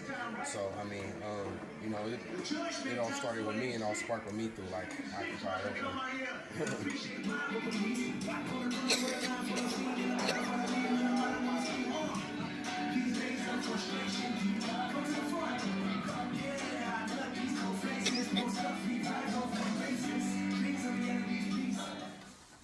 All right, any space here in West Oakland, and we provide just, you know, services for the community around here in West Oakland that we feel, you know, is needed for our people here in West Oakland. You know, we're all from Oakland, and we come together to make this, run this all Black brand space. We have a lot of African revolutionary literature here, a lot of anarchist literature, a lot of Black liberation readings, a lot of Black Panther readings, you know, and just, you know, anti-capitalist type of stuff as well, you know, so communist type of stuff, you know, so. Sure, my name is Noah. I got introduced to the space just kind of randomly, and I've been getting involved ever since. It's very endearing to be in a space where you're surrounded by people who inspire you to do better for this world. It's a very unselfish place and a safe space, and that's why I kept coming back and dedicating my time. People don't realize how easy it is to make time for something important and set it aside, make it a routine. Because it is, it's important. Everybody needs help. We're all humans. There are no throwaway people. Growing up in Oakland, you see a lot of poverty, you see a lot of homelessness, you see a lot of prostitutes. And to the government, those people don't matter. Black people don't matter. Our lives and our struggle do not matter. At Quilombo in Africatown, you have a space filled with people who care and know that these things and these lives do matter, and actually put in work to improve those situations and just to help us help ourselves. I would like all the people of Oakland to know about Quilombo, because people who are from Oakland, say they're from Oakland, and realize how gentrification is affecting Oakland, really need to come out of the cuts. Find a community center. It don't have to be Quilombo, but find an organization that's working towards liberation for the masses of the people, because that's us. We need to support each other. We really need to bring the unity back into communities. Thank you. Come on, man. Consume everything around in order to protect yourself from this man's city. So who we talking with here? Bo. Bo? Yeah, Bo. And what's your name? Amaya. Amaya. Kamaya. Kamaya. Yeah. So, you want to tell us a little bit about how come you're out here at Colombo, Bo? Right now, I'm pretty much out here because, I mean, you know, this our home first and foremost, you know what I mean? Two at Quilombo is, you know, it's a community center for African and indigenous people, you know what I mean, in this area and surrounded throughout Oakland, you know what I mean? But really just here for the people, you know what I mean? I'm here, you know, just to help out, you know what I mean? It was just a bunch of us that was coming from the occupied world, you know what I mean? Before it was the Quilombo, the holdout, you know what I mean? So this place being, you know, occupied, ready, you know what I mean, for a lot of us. But, you know, it's a bunch of black folks, you know, before the black kids and whatnot that was coming up in there. It's like, you know, we need a space for ourselves, and you know, we end up getting a space in there. Now it's Quilombo. We just all a bunch of ex-occupiers, really, you know what I mean? Right. Really. You know what I mean? You know, without the community, this, you know what I mean, this wouldn't be nothing. Right. All right, any last words? You know, come down to Quilombo, 2313 San Pablo Street. I mean, come be a part of this, right? You know what I mean? We need y'all here. You know what I mean? Great. Without y'all, we ain't nothing. Like I said, you know what I mean? It's for the kids, you know what I mean? They need somewhere to be too, you know what I mean? It's a good place for classes and all kind of stuff, you know? As long as it's positive, man, that's what we're pushing at. Great.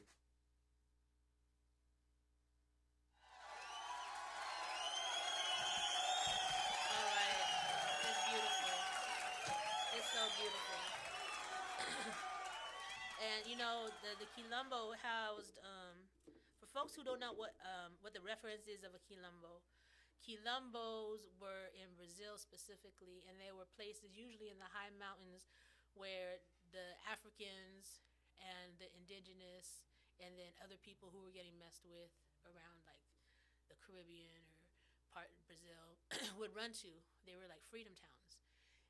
The oldest one that ever lasted the longest was called Palmeiras. Look that up. There's a movie called Quilombo 2. It's a fictional like a Hollywood movie, but not made in Hollywood. Made in Brazil. And so that was what this was. It was a freedom town. And there were classes. Everything was free. People weren't tripping about the money. They were just getting by, getting support from allies to keep the rent and the lights on. But the biggest thing is that space was totally utilized for young people to be at, for grown-ups to be at, a space to just like, there was lots of indigenous folks there, native folks. Yeah, it was a dope spot. And martial arts, arms training, classes on like Pan-Africanism, on indigenous stuff, on third world revolutions. There were youth programs. I ran one of the youth programs there called Youth Power. Oh, I guess two. There was Youth Power, which was like a after-school tutorial. People who needed help with kids. There were so many kids there, they didn't get no snacks after school either. The schools didn't have enough money for snacks. Parents didn't have enough money for snacks. So we got snacks and like tutoring. And then Youth Power, which was like just kicking it with the kids. I like kicking it with kids. And taught them everything that I know, which is hustle and learn and create and and that was Youth Power and get active. So whatever there was that was on their mind, we try to bring it together and make it happen. And but there was bike programs there. There was a program called Hip Hop for Change there. There was there's some Mexican organizations there dealing with like revolutionary Mexican and stuff, Chicano stuff. It was dope. It was dope. There were people from other countries would come who were involved with revolutionary stuff. People from other cities who were like old Panthers or Black Liberation Front from other parts of the country would come, and people would go there and just chill and learn. It was a university. That's what that was. Quilombo, you got your mind free. You got your mind free at Quilombo. And folks can do that. If you got a living room, if you don't got a living room, you got a park. If you don't got a park, you got an empty warehouse. Like, there's levels to it. But this technology we got, this shit is keeping us from that. Like, imagine everything that you're liking and going back and forth on about, but doing it face to face. Because this shit's this is weird. Do it face to face. And really do something in your neighborhood. Start in your neighborhood. Pick up some trash together. Start there. Have a block party. Don't ask for no permission. Fuck all that shit. Just do it. You start asking for permission, you're going to get a lot of no. I'm of the school of thought of do it first and say sorry later. But you did something good and they can't stop it when you do it first. So, yep. We've got some stuff coming up this weekend. I forgot. I really did not come prepared today, folks. I apologize. I had a very long day. And long yesterday. It just runs into each other. Like, it really fucking just runs into... I have to get like 2 hours of sleep.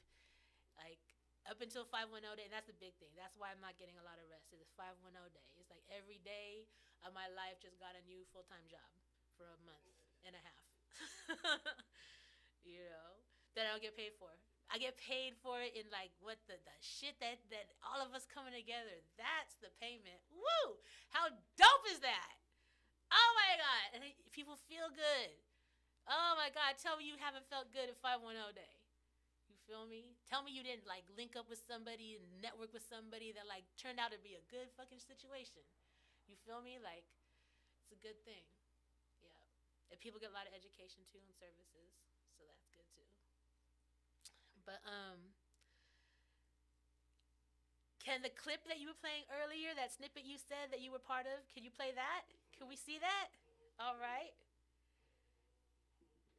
This is the movie that speaking on earlier, The Dark Truth, Gentrification, The Dark Truth. Yeah? Yeah, that's it.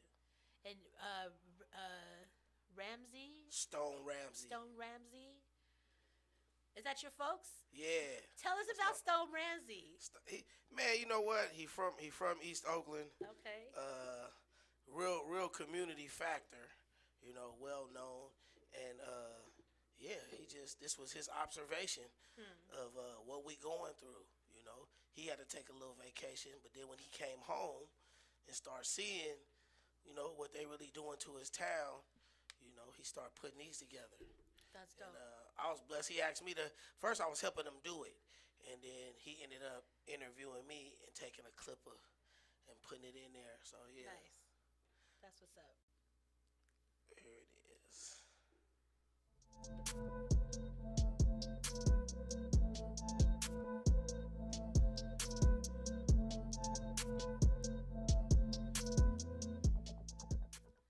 in one of the greatest places in the Black Panther history and all the history that we got. They trying to, one of our icons. Shout out to the salute to the icon, Mac Dre.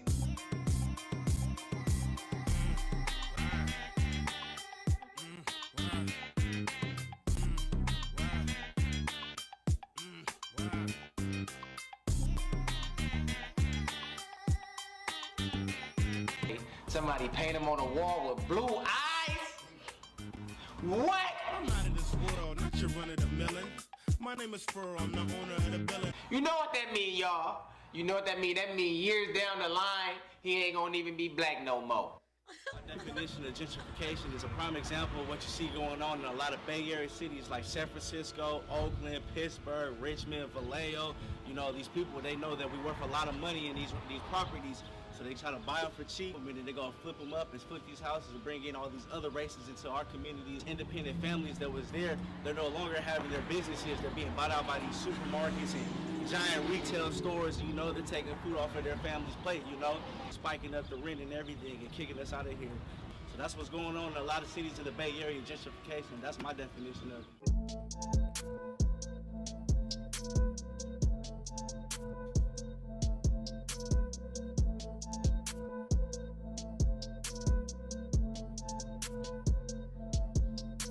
That's the encampment right there by 14th Ave. Before they tore it down the first time.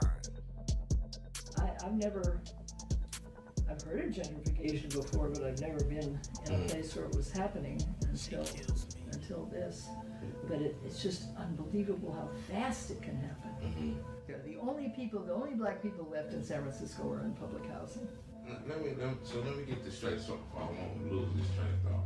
So the gentrification that's happening in Oakland right now actually started here in San Francisco. Well, I think that's fair to say. I think it started in New York. People who were renting, people who were. It started in New York. That was the first city. In the black community in San Francisco, we had the highest rate of home ownership of anywhere in San Francisco. San Francisco is really not a homeowner town. It's always been a rental town. But anyway, as far as home ownership is concerned, people came here to work at the shipyard, and during the war, they saved up their money. They lived up there in the barracks. They saved up their money. They bought a house. They bought another house. They bought a business on 3rd Street. People got prosperous, and so all the flatlands here in the neighborhood were black homeowners, and what pushed them out was the foreclosure crisis that started in 2008.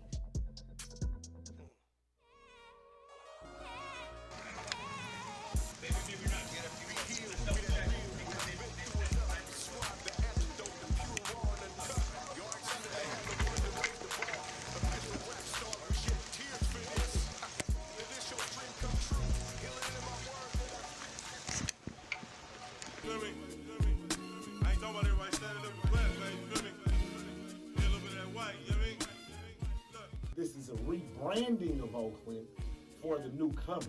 Yeah. Like the Oaklandish or Oakland-ish? Well, I think that's an interesting aspect in itself because, you know, when I grew up in Oakland in the 80s and 90s, we was from the old. We was from the town. You know, then you had people who was from New Oakland in the birth of Oaklandish, you know, Oaklandish. You know, but you know, anything that's Oakland, if it's black-ish, it's not black. If it's Oaklandish, it's not Oakland. When I first came here, you never saw anybody out on the street at night. Everybody took people in. But then the housing authority, the little HUD, changed the rules and said that you had to be on the lease in order to stay there. And so they were kicking everybody out who had any, and if you had any kind of prison record, you couldn't live in public housing at all. So where are you gonna go now?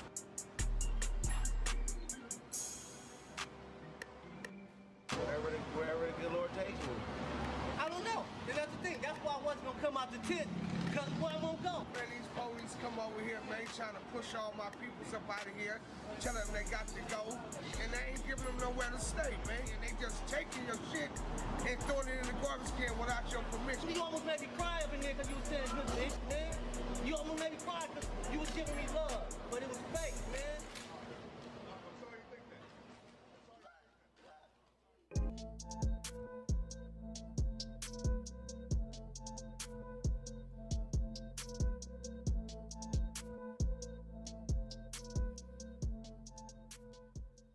a solution that could possibly be something that bridges those two things. What was that of? Our mayor inoculating rent control. Libby Sheff, A the clip mayor, of Martin Luther King Ghost Town, and how the police used to coerce you out the tent, and then the bulldozer smash your tent. You won't have nowhere to go. She bought tough shit that you would keep your dog or your bike in. And this the clip about how West Oakland was feeling about when Liddy came up with putting everybody in dog houses. People would go for you housing them in dog houses. I've even been told this. We can't house the homeless in those abandoned buildings is because they gonna burn them down. They're gonna fill them up with trash. They're gonna do. Well, if they had a home, if they had their own house, they're gonna fill it up with trash. They're gonna fill it up with whatever they want. But ain't that better than them filling it up on the streets? Well, right now we're just picking That's the dignity part. Right. For them and for the city. Exactly. That's dignity right there. Yeah. Halfway decent. Stop starting fires. Keep your area clean. That way the citizens won't complain because that's how we get caught. Coincidentally, Caltrans was sued and lost.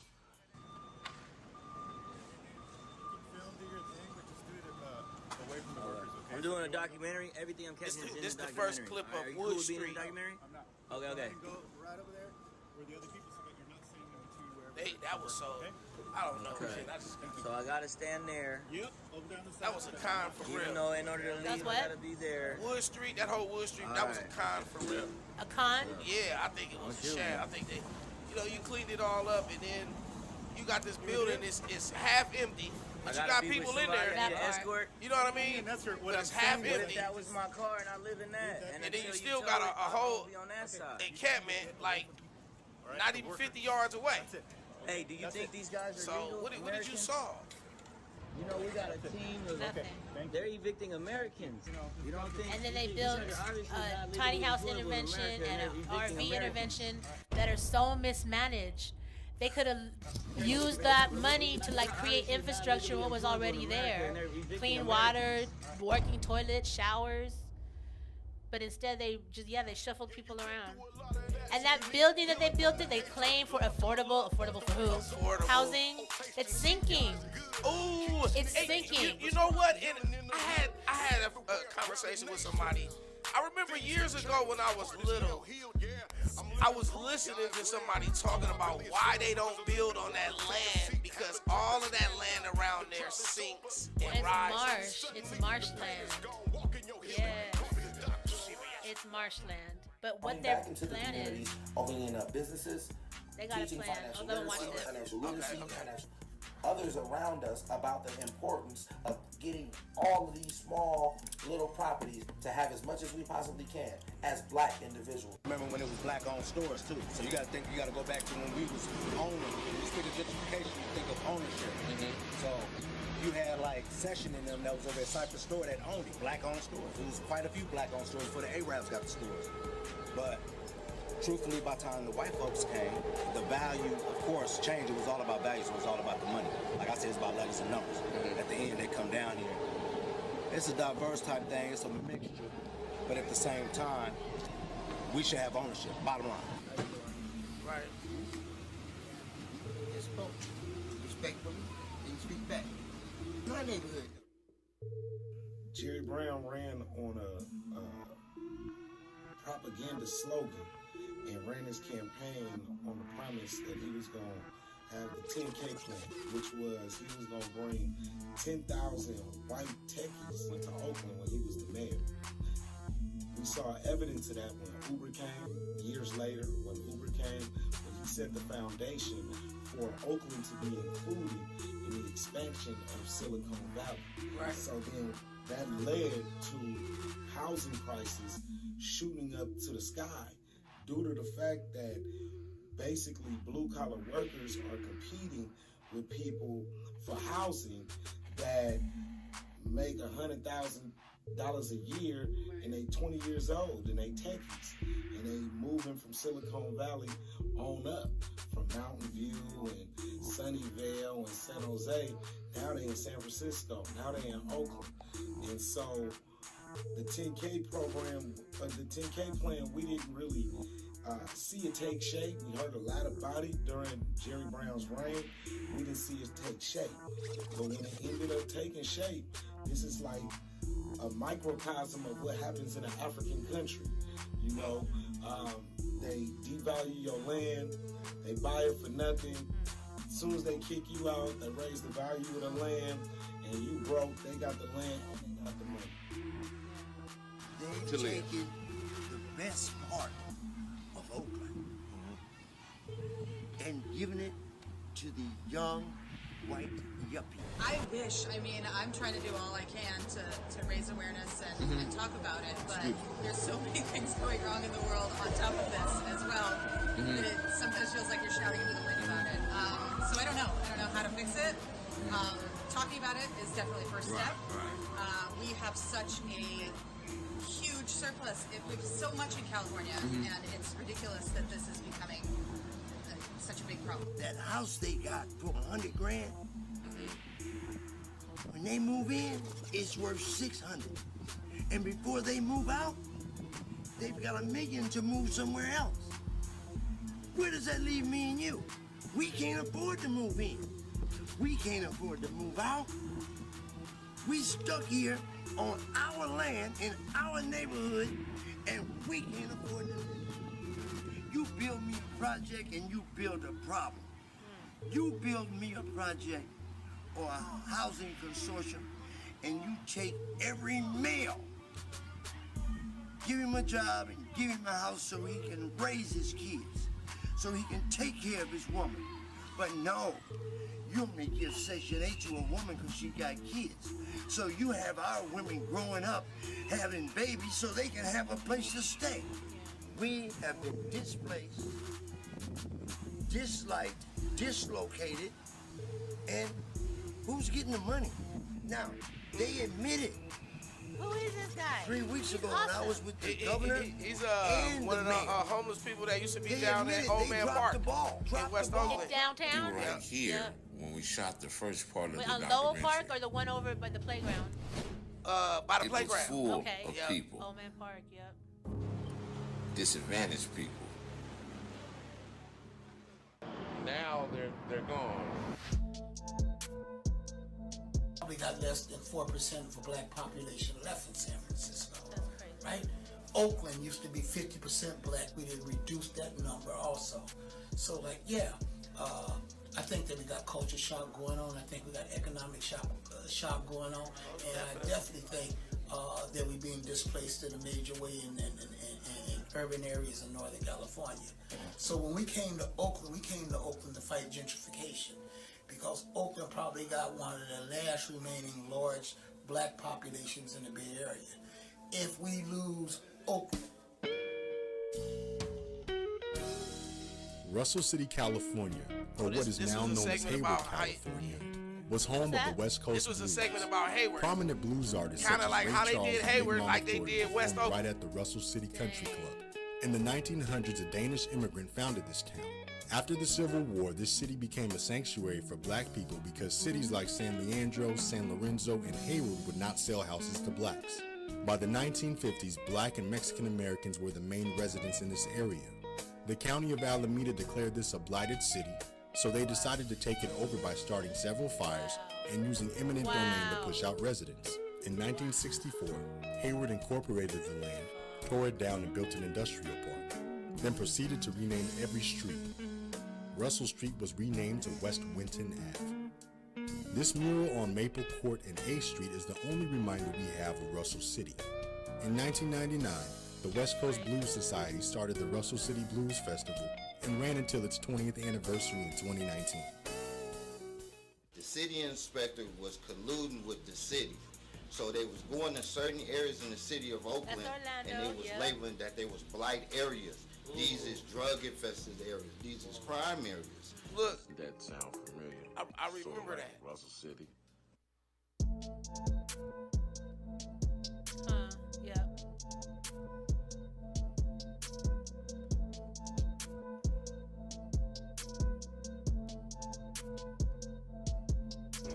How do you feel about the tough sheds happening? Because I think they seem to be doing a real good job of keeping those things maintenance and people are living there and under the freeways. Have you seen these little tough sheds? They're like sheds. That's some disrespect to doghouse. Is that what you call it? Yeah, that's so disrespectful. You know they don't have.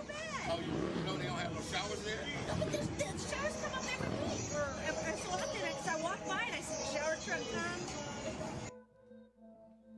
So my house is a wreck, and I'm a wreck. What about the tough sheds that Livy Shaft constructed? Well, would you want to live in it? Wow.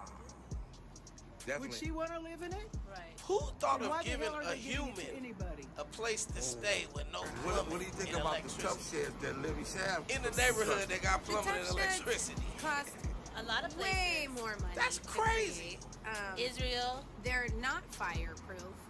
The People have to reservations. share them. They're not insulated. They're cold. War-torn and countries. people have to live in pretty inhumane conditions.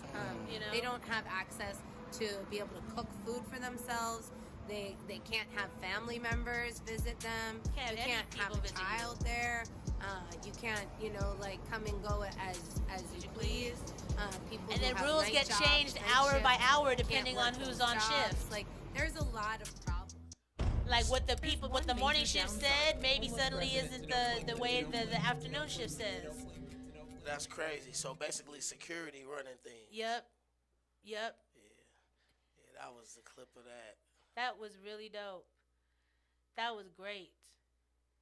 I want to watch that again next week and pause it. I wanted to pause it. Wait, pause. I gotta say something. Okay. Heck yeah, that was dope. I can't wait to see the whole thing. I was really feeling it. Yeah, where can people find that? You know what? I'm finna look right now to see if it's on YouTube. But it's called The Untold Story: The Dark Side of Gentrification. Yeah, that's Told by Stone Ramsey. That's dope. Thank you, Stone Ramsey. That is dope. Necessary for sure. Right on. Well, I think we at that time. And like I said, I wasn't prepared. I don't know what the heck's going on this weekend. And I know there's stuff going on this weekend. Days like this, if you're into house music and funk, there is, and when I say house music, I did not know what house music was until, oh God, maybe 2008. I thought it was techno. And my sister, Mariposa, shout out to Mariposa Silva Versiaga. I trust her. I love music. I trust her musical sense. Like, never has she let me down. Like, wow. Like, where'd you find that? Like, wonderful. Like, we go and yes. She's like, there's this party you gotta go to and you love it. It was at the Oasis. Shout out to legendary Oasis nightclub. I ran the restaurant there after the People Party was there. They ended up moving. The People Party got so big, which is the party I'm talking about. She's like, you gotta go. It's a People Party. And I'm cool.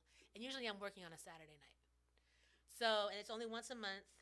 And then and I would be clowning her. I'm like, damn, girl, I love your musical taste. You make me question you. What are you doing? She's like, it's not what you think it is. And I'm just thinking it's like just techno and monotonous and like, and just weird shit. So I call her on a Saturday because I don't have a gig that night. I'm like, what's up? She's like, it's a People Party. I'm like, fuck. All right, let's go. So we go. Oh my God. Yeah, I did not know what house music was. Like house music, like from like the Midwest house music, Yes. and then the African house music. Yes. Like, whoo, wow. And so it gets to be about midnight, and she's like, "Girl, I'm gonna go." I rode with her. She's like, "Let's go." I'm like, "You go. I'm staying here." And I went to the after party afterwards. So yeah, it was dope. Good shit. There's a house party funk. They play a lot of stuff, but that's mostly it. One time someone did mixes with Bob Marley. It was Davey D. Davey D, who's a hip-hop DJ, popped up and did the best house music set I think I've ever heard. Honest to God. It was amazing. He was mixing shit like, what the hell is happening right now? It was so good. And but that's every Friday from 6 to 10, where the drum circle will be in the morning after at the Dome. and it's free. Come out. We'll be there with our lumpia and our juices. And that's where the Lumpia Lady is every weekend, Saturday and Sunday. And I know there's other stuff happening, but I'm drawing a blank. And like I said, I did not come prepared today. I apologize. DJ Igor, you know stuff happening this weekend that people need to get down with? This weekend, Friday night, party at the Elbow Room. You got to bring your dancing shoes. Hey. Saturday, it's a day party at the exclusive barbershop on 9th and Washington. It's an oyster pop-up. It's going to be vendors. If you know about the little alleyway right there on 9th and Washington, it's going to be a lot of vendors out there. Then that's pretty much it that I know of. That's what's up. Right on. Well, thank you for tuning in. And if you're tuning in on YouTube, hit us up because we always got stuff that folks to do. 510-355-7010 if you want to get down with 510 Day. As a vendor, if you got a grassroots organization that you're trying to get support for, we're trying to get the word out about, whatnot. And if you want the Lumpia Lady to come be at your spot, oh my God, I gotta just say, this is something happening May 3rd. There's this thing, for Filipinos, we got in the southern part, and in the middle part, we got Kulintang. It's like the gong culture is beautiful. And there is a Cooling Arts, which is like Phil-Ams, like Filipinos who were born here or Filipinos who moved here from the Philippines, put it on together, and it's called A Gongster's Paradise.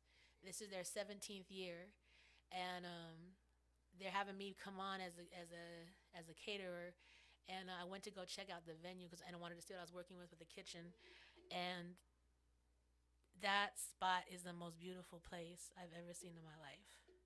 The venue is like to die for. And when I walked in, I swear that I saw what was going to happen that night. It's Kulintang. Maybe we can pull up a video next time, but it's magnificent. It's spectacular. Kulintang is spectacular, and it's an art form for the Philippines of gong music and dancing and martial arts. And there's a lot of bling. There's a lot of indigenous bling going on. You know what I'm saying? And I walked in, and I saw what was about to go down, and the place is just beautiful. It's perfect, and I'm very juiced about it. And juiced about eventually doing an event there too. That place was beautiful, beautiful. And then what was so deep later on, I found out that it was St. Joseph Church. It used to be a church, which was the biggest Filipino congregation in the West Coast, was at that church. And the church got damaged in '89 with the Loma Prima earthquake. And it's been shut down ever since, and it got rebuilt. And they didn't want to change the name of it because there was such a history to it. So there's just levels to this. And the place is beautiful. It's crazy. Yeah, so there was levels to it. And if you're into learning about different kinds of music and stuff that you don't hear here a lot, and Filipinos, we've been here so long. We were here before Europeans got here in two different ways. We got here on our own, and then we got here as slaves from the Spanish. So you'll find Filipinos all through the Caribbean and all through the South who jumped off boats or got taken to places. But we're here a long time, and but people don't know about us. We're called the first Asians to ever set foot, whichever part of history you're looking at. But and we got so many Filipinos here. The biggest Filipino diaspora is here, and folks don't realize. You know how they take the African map and they make it look hella small? And they do it to the Philippines. We're huge. We're 7,100 islands, and we span one ocean and two seas. So we are the melting pot.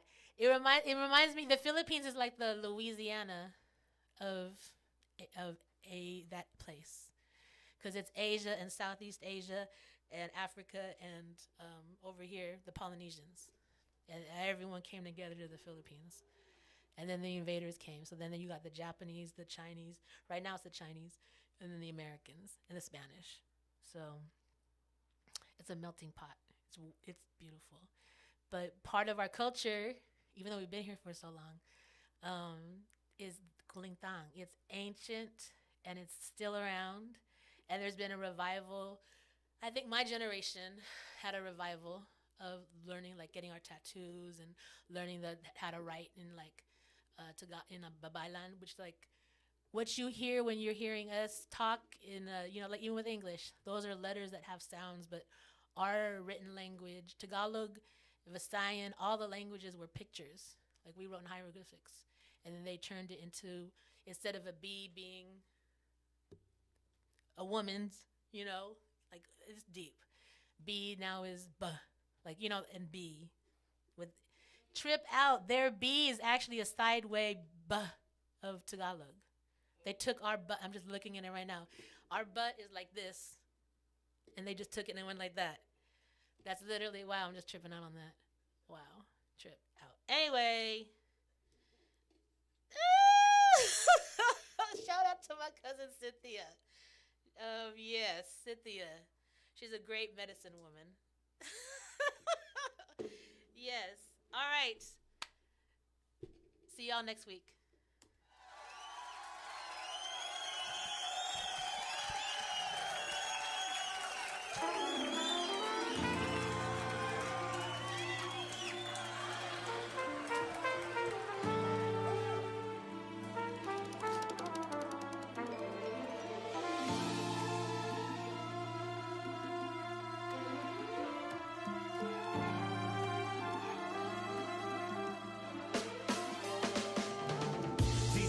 Had dreads, so shake 'em. The dice in my hand, I'm about to break 'em. Imagine all the Hebrews going dumb. Then imagine luxury coming from the slums. It's not just the cops, you gotta watch. Your homies, they try to plot. J. Tony know how to rock. The moon fool, we smoking, creating clouds. Sitting in the coop, watching Oakland go wild. Tat from J. Tony, he from the underground. All them other cats sugar coated and watered down. King of the crony, sexy bonus, sexy bonus. Shout out to the king, cause he more than blessed me. Got a mission to get paid. Big pimpin', I'm trying to get it like 6 ways. Residual, continual, insane. Talk to me later, I'm on a plane. Tell me when to go, tell me when to go. Denim fit, monochrome, chillin' up in Monaco. Tell me when to go. The dice roll slow like the old school Monte Carlo. Tell me when to go. Denim fit, monochrome, chillin' up in Monaco. Tell me when to go. The dice roll slow like the old school Monte Carlo. I slid past, hit the gas, now they looking at me. Smelling good, looking good, they calling me daddy. Cross game, get flipped like a burger patty. Backwoods, pass me another baggie. Going hella dummy, up in the foreign buggy. I thank the Lord above me, it's all destiny, I guarantee they all love me. Tell me when to stop, cause I already go. Trust me, I've been getting money like bullies with fullies. Young hustlers getting money, talking hundreds and 20s. Pushing a hard line, nothing is coming for free. Most of the time I looked around, nobody was there but me. Looking back to the future, I was there indeed. Along with so many other people that really cared for me. So black bottles only, gotta let them pour. Tell me when to stop, cause I already go. Tell me when to go. Denim fit, monochrome, chillin' up in Monaco. Tell me when to go. The dice roll slow like the old school Monte Carlo. Tell me when to go. Denim fit, monochrome, chillin' up in Monaco. Tell me when to go. The dice roll slow like the old school Monte Carlo. Ghost ride the whip, whip. Ghost ride the whip. Gas brake dip, dip, dip. Ghost ride the whip, whip. Ghost ride the whip. Gas brake dip. Put your stunner shades on. Let me see your grill. Let me see your grill. Put your stunner shades on. Let me see your grill. Let me see your grill. Doors open, man. Doors open, man. Watch them swing. Watch them swing. Watch them swing. Watch them swing. Now, now, now, now, now.